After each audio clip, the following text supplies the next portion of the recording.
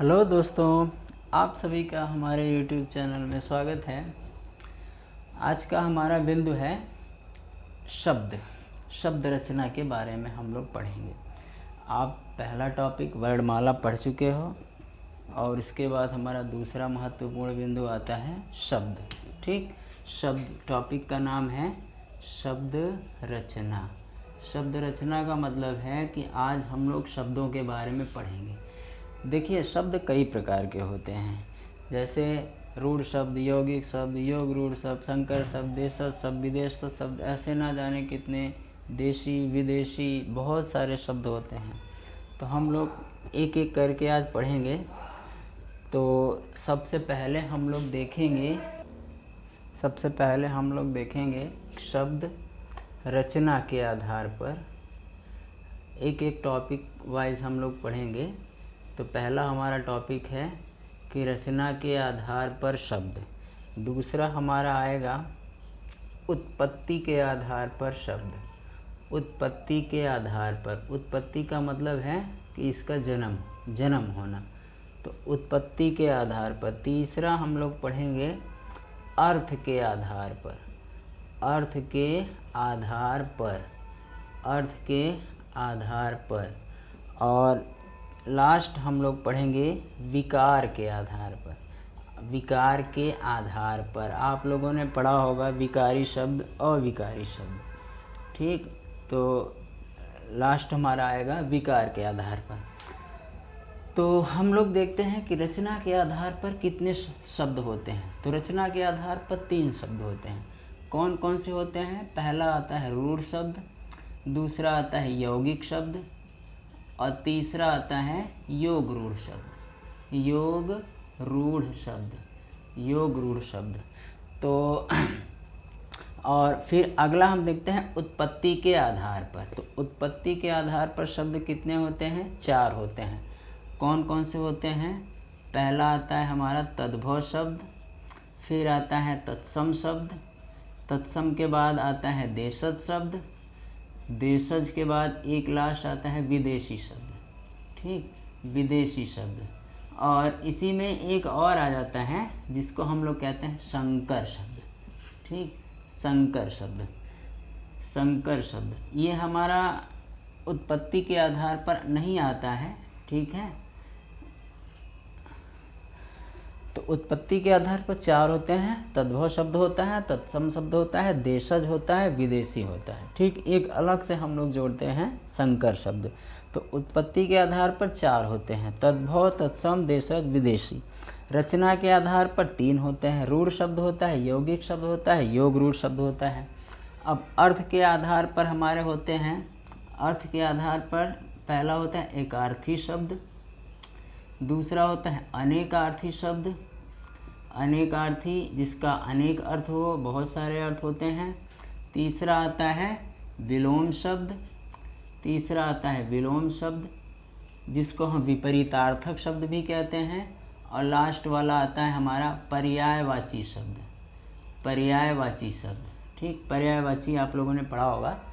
तो अर्थ के आधार पर 4 शब्द, एकार्थी शब्द, अनेकार्थी शब्द, विलोम शब्द और पर्यायवाची शब्द। अब हम लोग देख लेते हैं विकार के आधार पर। तो विकार के आधार पर शब्द 2 होते हैं। पहला होता है हमारा विकारी शब्द और दूसरा होता है हमारा अविकारी शब्द। अविकारी का मतलब है जिसमें विकार ना हो, जो बदल ना सके।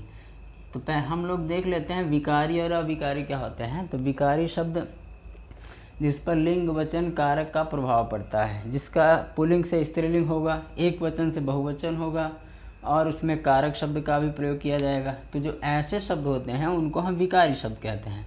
और अविकारी क्या होते हैं? जिस पर लिंग वचन कारक का कोई प्रभाव नहीं पड़ता है। तो विकारी शब्द हमारे 4 होते हैं। कौन कौन से होते हैं?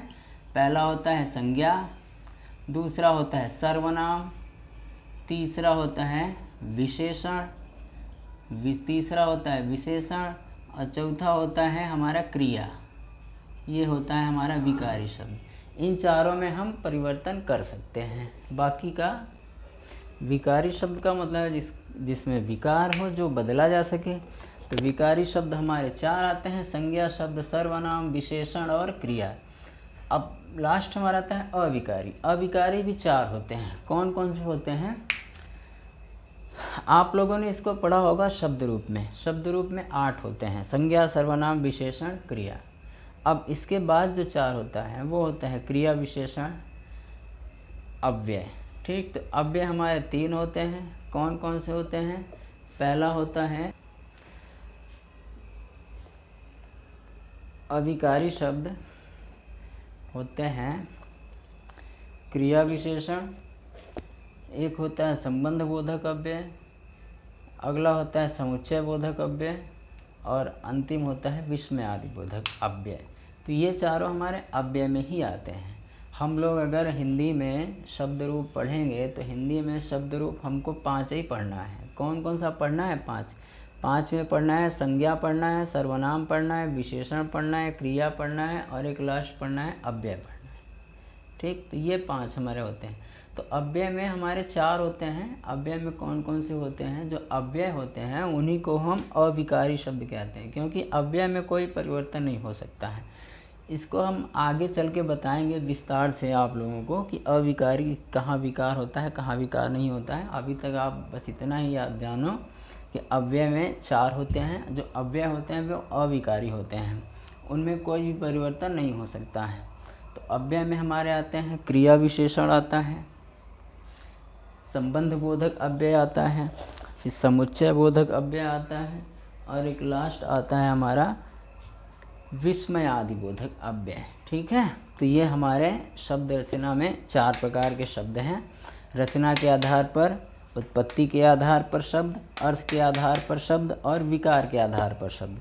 तो जब हम लोग देखेंगे रचना के आधार पर शब्द, तो रचना के आधार पर हमें 3 शब्द पढ़ना होगा। कौन कौन सा? रूढ़ शब्द, यौगिक शब्द और योग रूढ़ शब्द।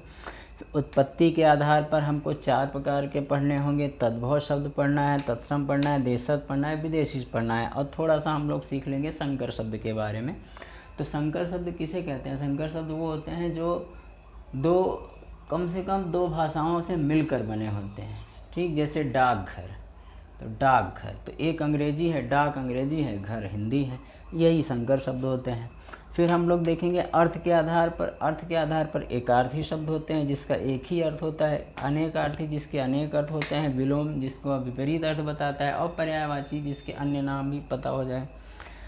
अगला आता है विकारी शब्द। विकारी में यानी विकार के आधार पर होते हैं अविकारी शब्द और विकारी शब्द। अविकारी का मतलब है जिसमें विकार ना हो, जिसमें कोई भी परिवर्तन ना हो, जिस पर लिंग वचन कारक का कोई प्रभाव नहीं पड़ता है, वही वो अविकारी हैं। और विकारी किसे कहते हैं? जिस पर लिंग वचन कारक का प्रभाव पड़ता है वो विकारी शब्द हैं। जैसे लड़का लड़की, लड़का लड़के बहुवचन में आ रहा है। ठीक है, तो ये 4 तरह से हमारे शब्द रचना है। तो शब्द रचना में अब हम लोग पहला पढ़ेंगे कि रचना के आधार पर शब्द। तो रचना के आधार पर 3 प्रकार के शब्द, 3 शब्द होते हैं। कौन कौन से होते हैं? रूढ़ शब्द होता है, यौगिक होता है और योग रूढ़ होता है। तो सबसे पहले हम लोग देख लेते हैं रूढ़ शब्द। रूढ़ शब्द क्या होते हैं कि वे शब्द जिसके खंड नहीं किए जा सकते या जिसके और टुकड़े नहीं किए जा सकते, या हम उसके टुकड़े करेंगे तो उसका कोई अर्थ नहीं निकलेगा। तो रूढ़ शब्द हम उसे कहते हैं जिन शब्दों के टुकड़े नहीं किए जा सकते वे रूढ़ शब्द कहलाते हैं। जैसे घर, कमल ये रूढ़ शब्द हैं, पेड़ ये रूढ़ शब्द है, कुआं ये रूढ़ शब्द है। कैसे पता? देखिए इसका विच्छेद करिए। घर मतलब घ प्लस र, वो कुछ अर्थ निकल रहा है? कोई अर्थ नहीं निकल रहा है। कमल का भी ऐसे क प्लस मल या कम प्लस ल कर दीजिए, इसका भी कोई अर्थ नहीं निकलेगा। यानी जिसके विच्छेद न किया जा सके, जिसको तोड़ा ना जा सके, वो क्या कहलाते हैं? रूढ़ शब्द कहलाते हैं। ये 2 अक्षर, 3 अक्षर, 4 अक्षर या अन्य बहुत अक्षर से मिलकर भी बने हो सकते हैं। तो रूढ़ शब्द किसे कहते हैं? जिसके टुकड़े नहीं किए जा सकते या आप कहो जिसको विच्छेद नहीं कर सकते, वही रूढ़ शब्द कहलाता है। तो रूढ़ के बाद हमारा आता है यौगिक शब्द। तो यौगिक किसे कहते हैं? यौगिक शब्द वे शब्द होते हैं जिसका खंडन कर सके या जिसका संधि विच्छेद किया जा सके, वो यौगिक शब्द कहलाते हैं। ठीक है, जैसे आपका आता है विद्यालय। विद्यालय कैसा शब्द है? विद्यालय हमारा यौगिक शब्द है, क्योंकि इसका हम संधि विच्छेद कर सकते हैं। विद्यालय का अर्थ होगा विद्याधन आलय, ये विद्याधन आलय। तो इसका संधि विच्छेद हुआ ना, तो जिस शब्द का संधि विच्छेद होगा उसे हम यौगिक शब्द कहेंगे। और आता है आपका उपेंद्र। उपेंद्र, उपेंद्र इसका भी संधि विच्छेद होगा। इसका संधि विच्छेद क्या होगा कि उप प्लस इंद्र, ये हो गया उपेंद्र। तो जिन शब्दों के संधि विच्छेद हो सकते हैं, जिन शब्दों के संधि विच्छेद कर सकें, वो हमारे यौगिक शब्द कहलाते हैं। इसके हम अन्य उदाहरण और थोड़ा उदाहरण देख लेते। हम लोग यौगिक शब्द के कुछ और उदाहरण देख लेते हैं। तो यौगिक शब्द पता हो गया ना, जिसका संधि विच्छेद किया जा सकता है उसे ही हम यौगिक शब्द कहते हैं। तो अगला उदाहरण है हमारा महर्षि। महर्षि का संधि विच्छेद क्या होगा? महर्षि का संधि विच्छेद होगा महाधन ऋषि, ये हो गया महर्षि। क्या होता है? महाधन ऋषि, महर्षि। फिर अगला आ गया देवालय। तो देवालय मतलब देव धन आलय, इसका भी संधि विच्छेद हो गया। दिनेश, दिनेश का होता है दिन धन ईश, दिनेश हो गया, दिन धन ईश दिनेश। महौषधि, महौषधि का होता है महाधन औषधि, महाधन औषधि महौषधि। अगला है एकैक। एकैक का जब संधि विच्छेद करेंगे तो इसका संधि विच्छेद होगा कि एक धन एक, एकैक, एक धन एक। पवन, पवन का संधि विच्छेद क्या होगा? पवन का संधि विच्छेद होगा पो धन अन, पवन। पवन का संधि विच्छेद क्या होगा? पो धन अन। अगला है नायक। नायक का संधि विच्छेद क्या होगा? नायक का संधि विच्छेद होगा नय धन इक, नायक। ठीक है, तो वे शब्द जिनका संधि विच्छेद कर सके उसे हम क्या कहते हैं? यौगिक शब्द कहते हैं। ठीक है, अब अगला टॉपिक है हमारा ये रूढ़ शब्द हो गया, यौगिक शब्द हो गया। अब तीसरा आता है हमारा योग रूढ़ शब्द। तो योग रूढ़ शब्द क्या होते हैं? योग रूढ़ शब्द वे शब्द होते हैं कि जिसका कोई अन्य अर्थ निकले, वही योग रूढ़ शब्द कहलाते हैं। कि वे शब्द जिसका कोई अन्य अर्थ निकले, योग रूढ़ शब्द कहलाते हैं। आप लोगों ने समास पढ़ा होगा, बहुब्रीहि समास पढ़ा है ना, अन्य पद प्रधान है बहुब्रीहि। तो जितने भी बहुब्रीहि समास के शब्द होते हैं वो सारे शब्द हमारे योग रूढ़ शब्द कहलाते हैं। ठीक, तो बहुब्रीहि समास क्या होता है? जिसका कोई अन्य अर्थ निकले, ना तो प्रथम पद प्रधान हो, ना द्वितीय पद प्रधान हो, कोई अन्य पद, कोई तीसरा पद प्रधान हो, वही हमारा योग रूढ़ होता है। तो योग रूढ़ शब्द किसको कहते हैं? बहुब्रीहि समास के जितने भी शब्द हैं सभी शब्द योग रूढ़ कहलाते हैं। जैसे आपका आ गया दशानन। दशानन, अब देखिए ये योग रूढ़ कैसे हैं?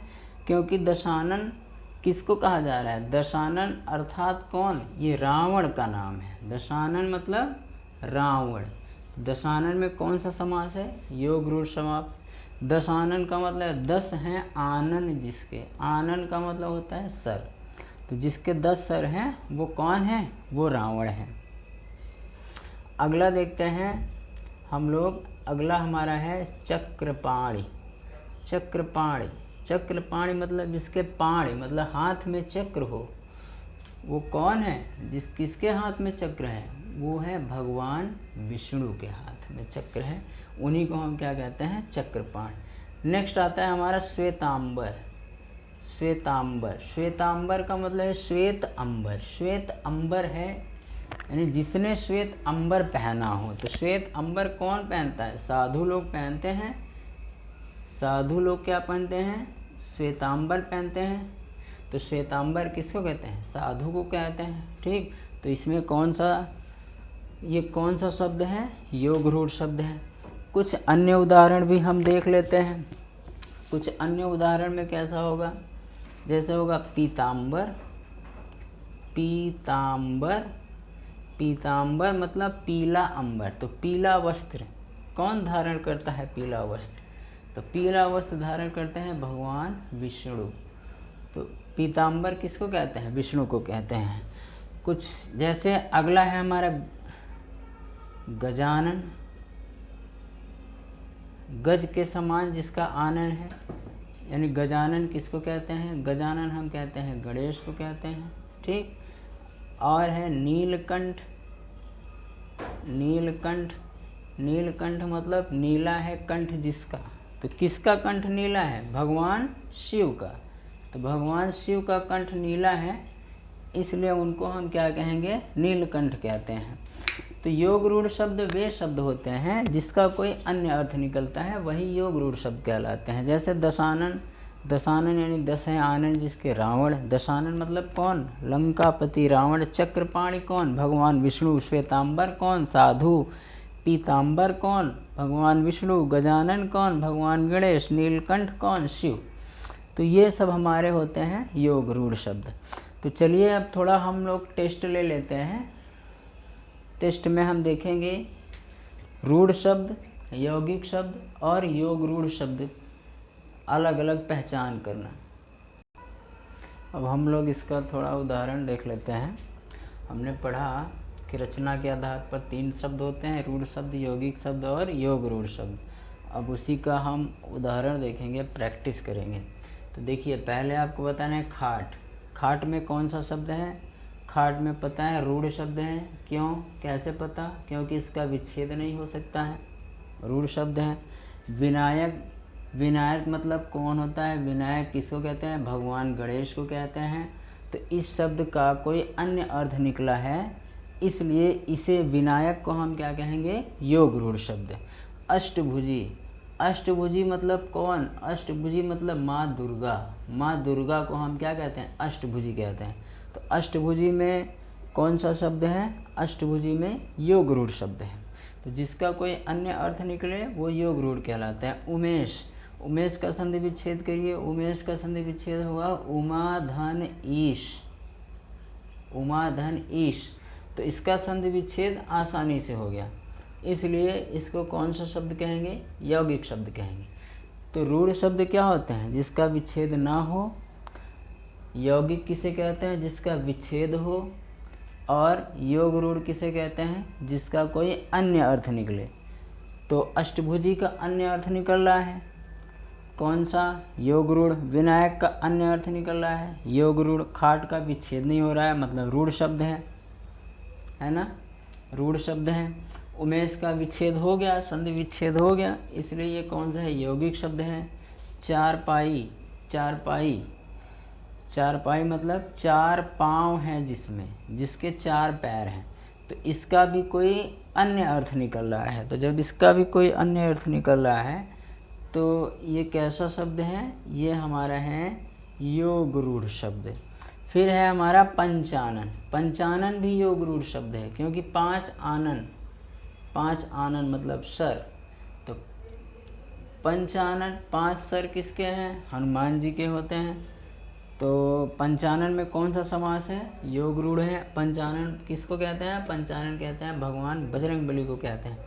गिद्ध, गिद्ध का विच्छेद करिए, होगा? नहीं होगा, अभी गिद्ध का विच्छेद नहीं होगा। इसका मतलब ये कौन सा शब्द है? रूढ़ शब्द है।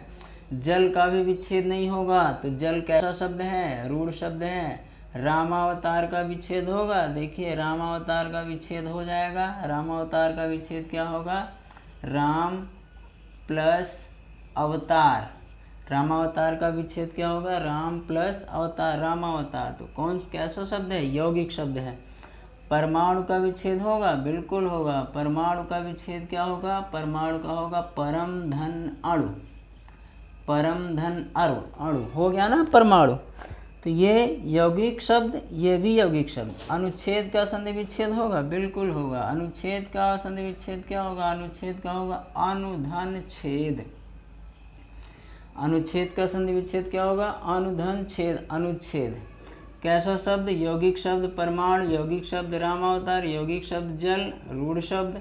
अगला है महादेव। महादेव किसको कहते हैं? भगवान शिव को कहते हैं, यानी देवों में जो महान है, कौन महान है? शिव महान है। तो शिव में योग रूढ़ शब्द है। पंचमुखी किसको कहते हैं? हनुमान जी को कहते हैं ना। तो हनुमान जी मतलब इसका भी कोई अन्य अर्थ निकल रहा है। तो पंचमुखी कैसा शब्द है? योग रूढ़ शब्द। तो दोस्तों हमने पढ़ा शब्द के बारे में। शब्द कितने प्रकार के होते हैं? शब्द हमारे 4 प्रकार के होते हैं। रचना के आधार पर, पहले तो रचना के आधार पर होते हैं, फिर रचना के आधार पर 3 होते हैं, रूढ़ शब्द, यौगिक शब्द, योग रूढ़ शब्द। फिर होता है हमारा उत्पत्ति के आधार पर। उत्पत्ति के आधार पर 4 होते हैं। कौन कौन से? तद्भव होता है, तत्सम, देश शब्द, विदेशी शब्द, और एक लास्ट हम एक्स्ट्रा पढ़ लेते हैं, संकर शब्द। रचना के बाद आता है हमारा अर्थ के आधार पर। तो अर्थ के आधार पर 4 होते हैं। कौन कौन से होते हैं? एकार्थी, अनेकार्थी, पर्यायवाची शब्द और विलोम शब्द। फिर जो 5वां होता है हमारा, चौथा होता है विकार के आधार पर। विकार के आधार पर 2 होते हैं। पहला होता है विकारी शब्द, दूसरा होता है अविकारी शब्द। तो आज हम लोगों ने पढ़ा रचना के आधार पर 3 रूढ़ शब्द, यौगिक शब्द, योग रूढ़ शब्द। ठीक है, धन्यवाद। और बाकी का अगले पार्ट में, पार्ट 2 में बाकी का आपका पूरा होगा। तो इसी के साथ वाणी को विराम देना चाहेंगे। धन्यवाद।